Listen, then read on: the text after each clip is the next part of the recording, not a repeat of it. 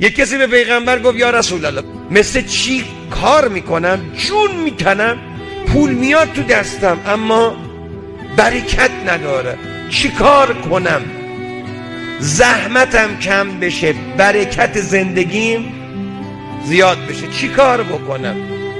خیلی خسته میشم، پدرم در میاد اما همیشه هشتم گروه نوهمه. پیغمبر اکرم یه نگاه بهش کرد، فرمود که به گمانم اخلاقت با زن و بچت بد. که آره یه وقت تنده. فرمود اگر میخوای خدا برکت به زندگیت بده با زن و بچت خوش اخلاق باش. به قرآن دعای زن و بچه به آدم آبرو میده. قرآن میگه وقتی اخلاقت با زن و بچت درست کردی خدا قلبت رو نورانی میکنه. قلبت که نورانی شد برکات تو زندگیت وارد میشه. نگذارید قلبتون سیاه بشه.